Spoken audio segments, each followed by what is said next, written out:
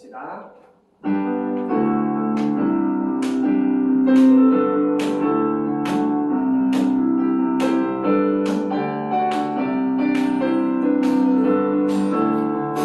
주님의 임재 앞에서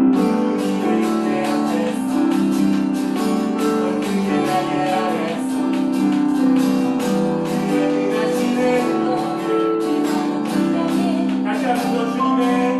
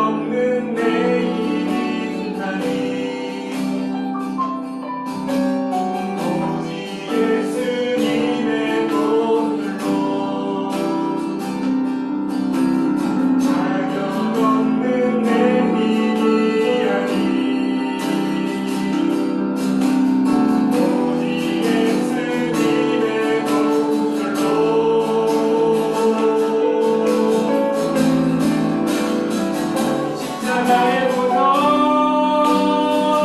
완전하신 사랑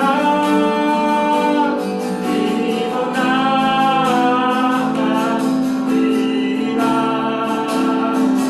십자가의 보혈 완전하신 사랑 이리로 예배하리. 십자가의 보혈 십자가의 보혈 완전하신 사랑 이리로 나아가리라. 십자가의 보혈 완전하신 사랑 이리로 예배하리라.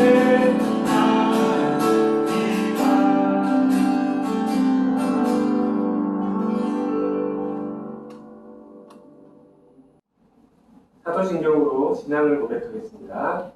전능하사 천지를 만드신 하나님 아버지를 내가 믿사오며 그 외아들 우리 주 예수 그리스도를 믿사오니 이는 성령으로 잉태하사 동정녀 마리아에게 나시고 본디오 빌라도에게 고난을 받으사 십자가에 못 박혀 죽으시고 장사한 지 사흘 만에 죽은 자 가운데서 다시 살아나시며 하늘에 오르사 전능하신 하나님 우편에 앉아 계시다가 저리로서 산 자와 죽은 자를 심판하러 오시리라. 성령을 믿사오며 거룩한 공예와 성도가 서로 교통하는 것과 죄를 사하여 주시는 것과 몸이 다시 사는 것과 영원히 사는 것을 믿사옵나이다. 아멘. 하나님이 생수의 근원임을 고백합니다. 주님을 떠날 때마다 어찌됨이냐 부르셨던 주님을 기억합니다. 생수의 근원 되신 하나님을 버리고 스스로 웅덩이를 파고 살았던 우리의 모습을 용서해 주세요. 하나님을 버린 모습들이 악이고 고통이다 하시는 주님의 말씀 앞에 이 시간 돌이키는 은혜가 있게 해주세요. 내 노력으로 판 웅덩이는 터진 웅덩이임을 기억하며 주님만 바라보며 주님만 의지하는 믿음으로 바꿔주세요. 그래서 우리의 삶 가운데 생수의 강이 흘러넘치고 주님께 붙들려 복 있는 인생으로 살아가는 우리 모든 친구들에게 인도해 주세요. 주님, 코로나로 힘든 가정들과 친구들이 있어요. 함께 모여 예배할 수도 없어요.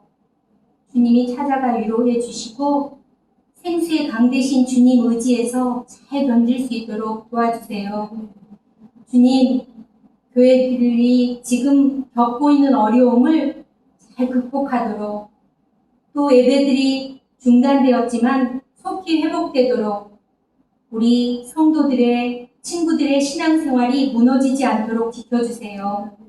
주님이 말씀을 보내어 위험에서 건져주시고 고쳐주신다 하셨으니 생수의 근원 되신 주님께서 우리를 일으켜 세우셔서 고쳐주시고 세워주셔 복된 인생으로 회복시켜 주실 걸 믿고 예수님의 이름으로 감사하며 기도합니다. 아멘. 예복아동과 청소년부 그리고 사랑부 학생들과 선생님들 주님의 보호하심과 인도하심 가운데 강건하고 평안하게 지내고 계신 줄 믿습니다. 모두 많이 보고 싶고 함께 모여서 주일 예배 드리고 분반 공과하던 시간이 많이 그리워요. 우리를 사랑하시는 주님께서 이 모든 상황을 선하게 인도하여 주시기를 간절히 소망합니다. 오늘 말씀 제목부터 같이 읽고 시작할까요? 말씀 제목 같이 읽습니다. 시작! 생수의 강 주님께 붙들린 복 있는 인생. 자, 오늘 말씀을 시작하기에 앞서서 여러분들께 퀴즈를 내고자 합니다. 이 여성이 말하는 사람이 누구인지 맞춰보세요.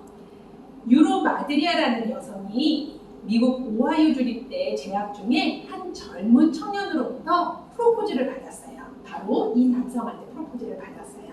워낙 똑똑한 데다가 미인대 출신인 이 여성은 대학 중퇴자이며 호텔 옆 작은 창고 같은 사무실을 하나 얻어서 이제 막 사업을 시작한 때때 마르고 안경 낀 남성의 프로포즈를 단박에 거절했어요. 그냥 정중히 거절하는 것 정도가 아니라 감히 당신 같은 사람이 주제도 모르고 내게 프로포즈 했냐면서 면박까지 주었어요. 다분히 수치심을 줄 수 있는 그런 언행이었어요. 여러분들, 이 사람이 과연 누구일까요? 바로 이 남자예요. 이 남자의 이름은 윌리엄 헨리 게이츠 3세. 우리가 잘 아는 빌 게이츠예요. 나야 나. 바로 4년 연속 세계 최고 부자. 2018년 타임즈가 선정한 20세기 가장 영향력 있는 인물 100인에 선정되었던 바로 그 남자. 이 여성은 훗날 당시 자신의 언행이 신중하지 못했다고, 특히 자신의 선택에 대해서 많이 후회했다고 해요. 자, 우리의 인생은 바로 이 그림과 같아요. 우리가 한 수많은 선택이 그물처럼 복잡하게 연결된 것과 같답니다. 앞날을 알지 못하는 유한한 우리는 자신의 선택이 어디로 나를 데려다 줄지 알지 못해요. 오늘 우리가 함께 읽은 예레미야 2장은 우리 인생에서 가장 중요한 선택에 대해서 가르쳐주고 계세요. 크게 세 부분으로 이루어져 있는데, 첫 번째는 여호와 하나님이 당신의 백성을 기억하신다는 사실. 두 번째, 그럼에도 불구하고 이스라엘 백성들이 하나님과 멀어져서 이방신을 섬기고 악과 반역을 저질렀다는 것. 세 번째, 결국 유다에 하나님의 진노와 심판이 내려질 것이라는 내용을 담고 있어요. 선지자 예레미야는 바로 이 경고를 하고 있답니다. 하지만 선지자의 경고에도 불구하고 결국 하나님의 백성들은 하나님께로부터 멀어지고 말아요. 이 중 우리가 오늘 함께 읽은 13절에서 19절은 2장 전체의 중심이 되는 주제와 내용을 담고 있어요. 먼저 하나님의 백성이 어떤 악을 선택했는지 요약한 13절 함께 읽어보도록 해요. 자, 함께 읽겠습니다. 13절입니다. 시작! 내 백성이 두 가지 악을 행하였나니 곧 그들이 생수의 근원되는 나를 버린 것과 스스로 웅덩이를 판 것인데 그것은 그 물을 가두지 못할 터진 웅덩이들이니라. 아멘. 바로 두 가지 악, 이스라엘 백성들이 두 가지 악을 행했다는 것을 그 원인을 말씀해 주셨고, 이어서 19절에는 그들의 선택의 결과에 대해서 경고하고 계세요. 그렇다면 바로 연이어서 우리 19절 말씀도 함께 읽어보도록 해요.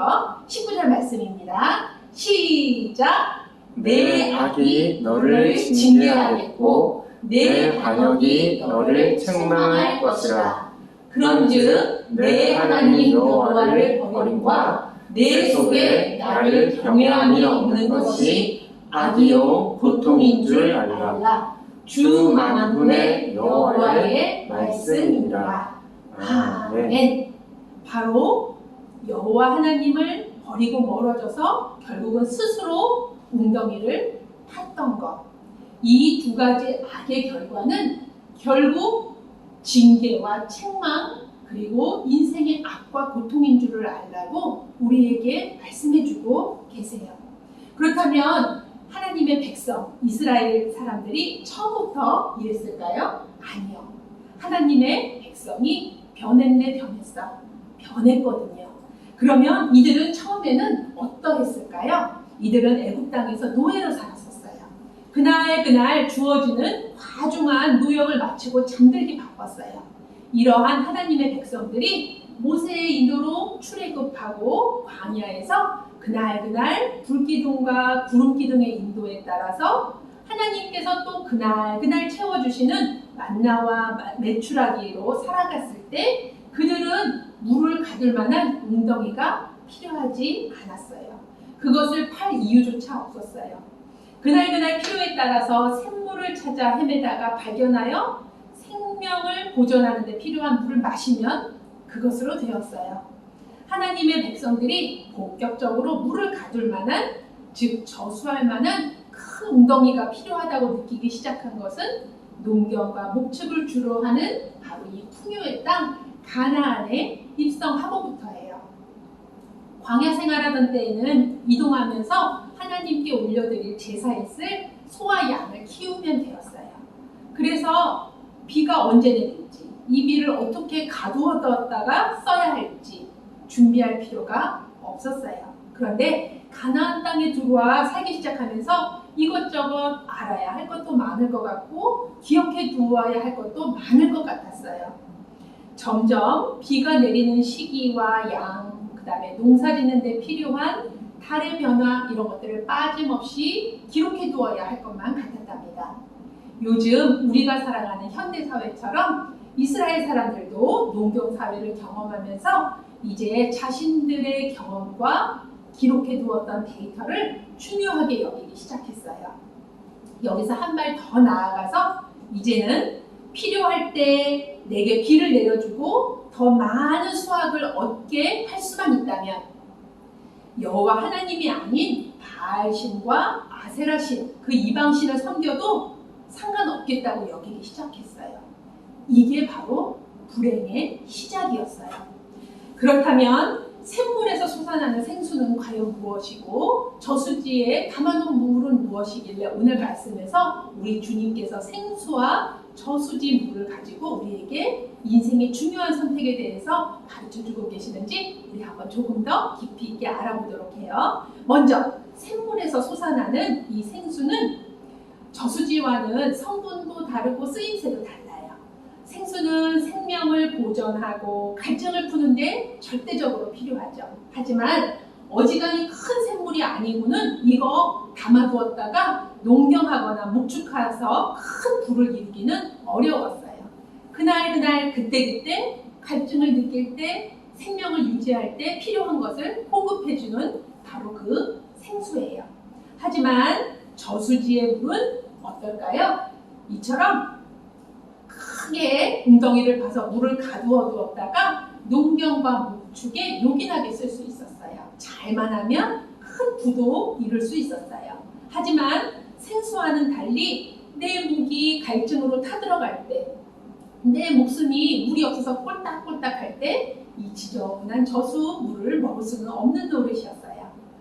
그리고 이 저수지 또한 끊임없이 생수와 맞닿아 있지 않으면, 바로 그 샘물과 맞닿아 있지 않으면 가뭄이 조금만 계속되면 금세 물이 말라버리고 바닥이 쩍쩍 갈라지는 모습을 드러내고 만답니다.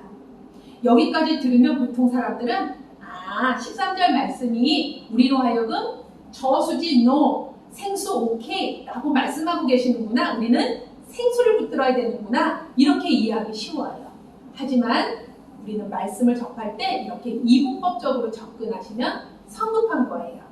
우리를 지으시고 우리를 자녀 삼아주시며 무엇보다 우리를 사랑하시는 주님은 이 세상 살아갈 때 우리의 생명의 근원되는 생수를 우리가 반드시 붙들고 지킬 것과 또한 생활에 필요한 저수지를 성실하게 파는 것, 이 모든 것이 필요하다는 것 먼저 알고 계세요. 이에 대한 답을 이미 13절에 주셨는데 우리가 아까 후루룩 읽으면서 눈여겨보지 않았기 때문에 이번에는 이렇게 전도사님 억세해 놓은 그 말씀 집중해서 다시 한번 읽도록 해요. 이 말씀에 해답이 있답니다. 자, 한번 다시 13절 말씀 다 같이 읽어보도록 할게요. 시작!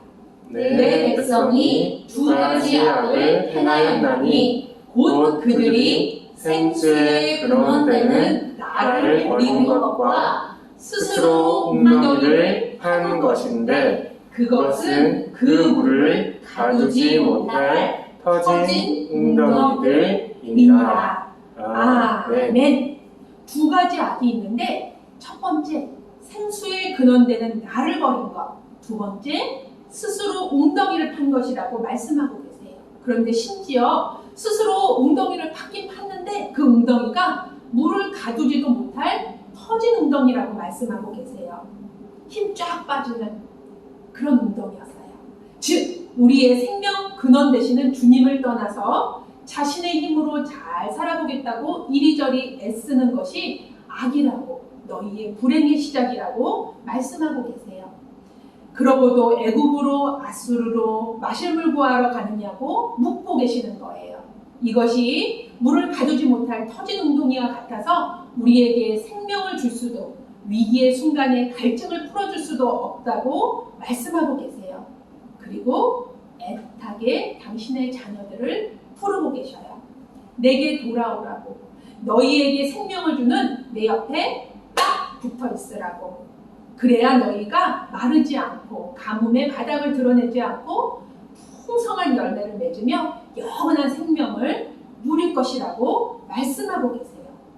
오늘 말씀을 마무리하며 한 가지만 기억했으면 좋겠어요. 바로 이거예요. 생수이신 주님께 딱 붙어서 살자. 오늘 말씀 마음에 새겨서 내가 오늘부터 생수이신 주님께 딱 붙어 사는 삶을 살리라고 결단하기를 원해요. 오늘 우리에게 주신 말씀 마음에 깊이 새겨서 우리 인생이 생수의 근원 되시는 주님을 떠나서는 오랜 가뭄에도 바닥을 드러내지 않는 저수지를 지을 수도 저수지를 가질 수도 없음을 기억하기 바랍니다. 그저 애굽으로 아수르로 헛된 것조차 헛되이 여신내다가 며칠 가뭄에도 쩍쩍 갈라진 터진 웅덩이 파고 그 앞에서 낙심하여 망연자실한 그런 인생 살지 않기를 소망합니다. 부디 오늘 주신 말씀을 심령에 새겨서 오늘 내가 마음을 새롭게 하리라. 결코 마르지 않는 생수의 근원 주님을 꼭 붙들리라. 그리하여 책망과 징계, 악과 고통이 아닌 주님께 접붙여진 자에게 주시는 생명의 열매가 있는 삶을 살리라고 결단하는 저와 우리 모든 선생님, 아동부와 청소년부, 사랑부 되기를 우리 주님의 이름으로 간절히 기도드립니다. 아멘. 전도사님 오늘 말씀을 기억하면서 여러분과 짧게 기도하고 마치겠습니다. 전도사님 기도할게요. 예쁘게 기도선하고 함께 기도합시다. 사랑의 주님, 선지자 예레미야를 통해 우리에게 주신 말씀을 새겨들음으로 구원과 영생으로 이어지는 생명의 길로 나아가고자 힘쓰는 우리 되게 하여 주시옵소서. 인생 살아가며 물도 가두지 못할 터진 웅덩이를 열심히 파는 우리의 우매함을 깨쳐주시고 다만 두렵고 떨리는 마음으로 생수의 근원 되시는 예수 그리스도로 말미암아 은혜로 허락하신 구원을 힘써 이루는 우리 되게 하여 주시옵소서. 그리 길지 않은 인생 성령님의 인도하심으로 살아가는 동안 헛된 것 따라 헛되이 행하며 허비하지 않게 하여 주시옵고 오직 말씀으로 새롭게 하심을 힘입어 하늘에서 내려오는 생명과 평안, 축복과 빛의 권세를 누리는 저희 되게 하여 주시옵소서. 간절히 구하오며 이 모든 말씀 우리 주 예수 그리스도의 이름으로 기도드렸습니다. 아멘. 주기도문 들으심으로써 예배를 마치도록 하겠습니다. 하늘에 계신 우리 아버지여, 이름이 거룩히 여김을 받으시오며 나라가 임하옵시며 뜻이 하늘에서 이룬 것 같이 땅에서도 이루어지이다. 오늘날 우리에게 일용할 양식을 주옵시고 우리가 우리에게 죄 지은 자를 사하여 준 것 같이 우리 죄를 사하여 주옵시고 우리를 시험에 들게 하지 마옵시고 다만 악에서 구하옵소서. 대개 나라와 권세와 영광이 아버지께 영원히 있사옵나이다. 아멘.